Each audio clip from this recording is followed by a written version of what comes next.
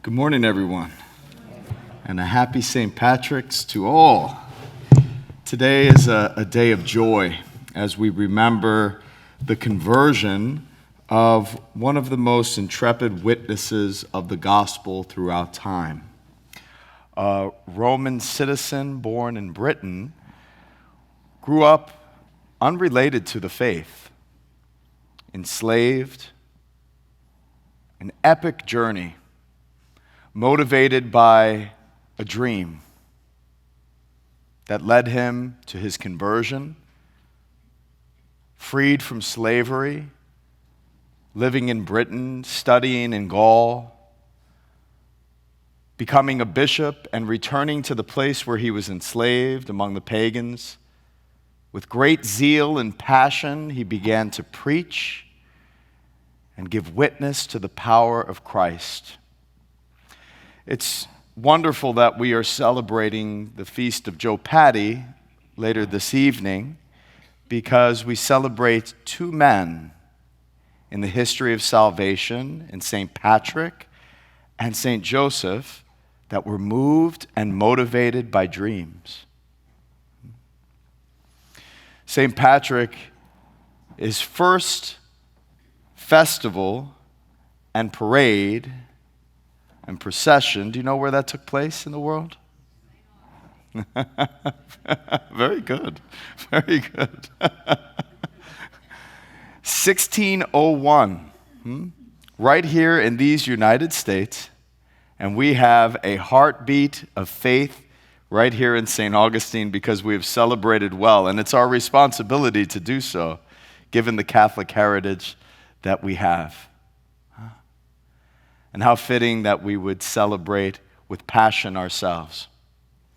You know, we find ourselves with these beautiful feast days and solemnities this week, St. Patrick and St. Joseph, during the season of Lent, a time of penitence, a time of penance, and restricting our bodies so that we may enter more deeply into the joy and communion with God. And I think it's great that we break the fast on these days, especially for the solemnity of St. Joseph, but also for St. Patrick. But we have to realize that St. Patrick was a very ascetical man. He was very disciplined. He entered into excruciating fasts, so much so that he climbed up Croagh Patrick and fasted for 40 days. This was an outpost for many of the pagans for thousands of years. It was a place of interest. They would go and climb this mountain to have spiritual experiences. But it was Patrick who entered into the ascetical practices of fasting for 40 days and 40 nights. And he is known to be one who drove the serpents and the snakes out of Ireland. Now, through a deep study, there were really no serpents in Ireland, but what he drove out of Ireland were the demons. And he did so by the ascetical practices and those arts. And he did so on top of that mountain. Now, I'm going to try to share briefly a testimony of what happened on Croagh Patrick for me a while back. I was climbing up that mountain with Father Matt King, our neighbor here in Star of the Sea, and Father Tetlow, and some of you may have heard this story, but bear with me. So we, at the base of the mountain, start climbing, and we're probably climbing only about 5 minutes, and I look over at Father Tetlow, and he's carrying a big backpack. And I'm like, why is he carrying a backpack? It's just kind of strange, but I like to be free. I don't even want a walking stick. And, you know, a couple more minutes in, he looked at me and he kind of had a little bit of exhaustion on his face, and we're only a few steps into the journey up the tall mountain. And he looks at me, he says, Richard, would you mind carrying my bag just a little bit, just for a little while? So I'm like, and I'm thinking the ascetical practices of St. Patrick. All right, Father, give me the bag, and I'm not going to say anything, so I'm going to put the bag on, I'm going to climb up this mountain and offer this up. But when I put the bag on, it felt like he had a bowling ball in it and some other types of periodicals, and I don't know what's in it, but it's a heavy bag. But I just put it on, I start climbing up this mountain, and it is a big mountain if you've never seen it. It's a big mountain. I'm like, this is going to be a great offering. I'm going to internalize it. I'm going to suffer with it, and I'm not going to say a word, which you guys know me by now is not my forte. We're climbing for maybe 10 minutes. And that load in my heart is growing heavier. And I look to Father Tetlow and I finally say, what in the world did you put in this bag? Oh, what, buddy? What? I don't understand. He's just such a beautiful priest, that Father Tetlow. Long story short, we're continuing up the mountain, and all of these kids start running up the mountain, as kids do. But then you start seeing them wear out after a little while, and you start seeing these kids dropping on the rocks and sitting down. And this one particular girl, she's crying, and she's telling her youth director, I don't want to go another step. So I went over to her and I tried to encourage her. And I said, sweetie, what's on top of that mountain is worth the climb. You got to get through the suffering. You got to get through feeling tired. Because what you're going to see up there is amazing.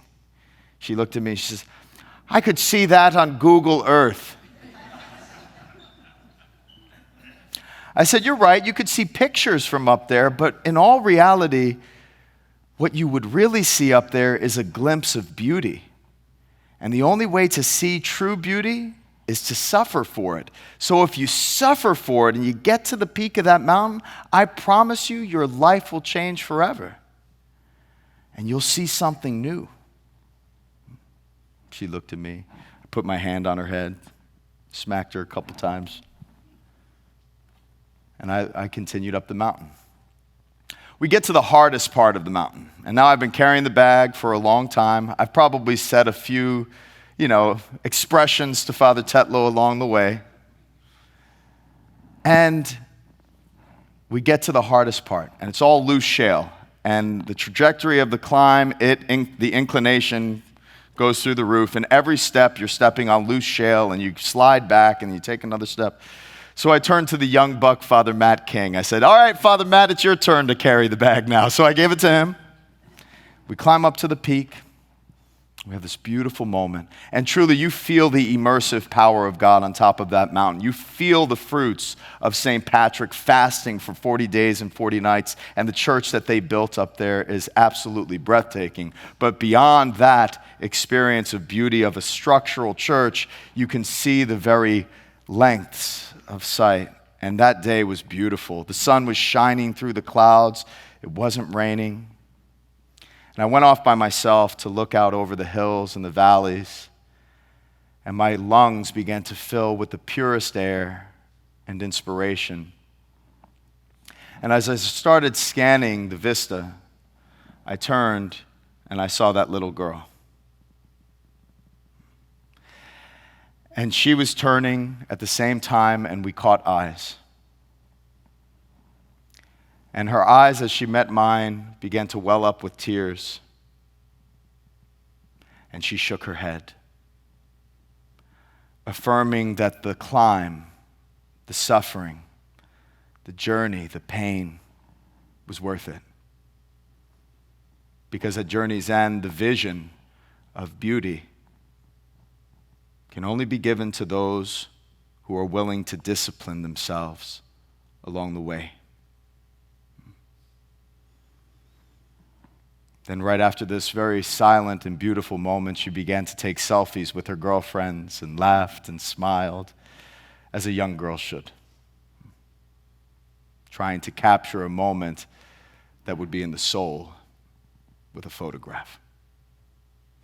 My brothers and sisters, on the way down that mountain, we came to a moment on a flat piece of ground that we stopped, and Father Matt King, Father Tetlow, and I, as the bag returned to me, we unzipped the bag, and I said, buddy, I have got to see what you have in this thing. He had some dress shoes, some pants, a few shirts, a couple of magazines, a couple of books. And I'm like, why would you carry this up the mountain? Then I continued to dig deeper into the bag, some other items, and finally coming to the bottom of it, I feel this pretty large box. I pull out the box and I open it up, and what is it? Trail mix with peanut M&Ms. And my eyes opened up and I started digging into it, and we eat this trail mix, the three of us, listening to Braveheart soundtrack from Matt King's cell phone. And let me tell you, it was one of the greatest feasts of my life. Our fasting, our asceticism, our almsgiving, our prayer, our moments of solitude should be met with days like this, where we could feast along the way with one another.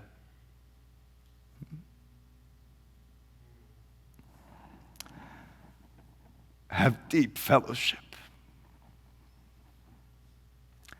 and draw strength for the journey ahead.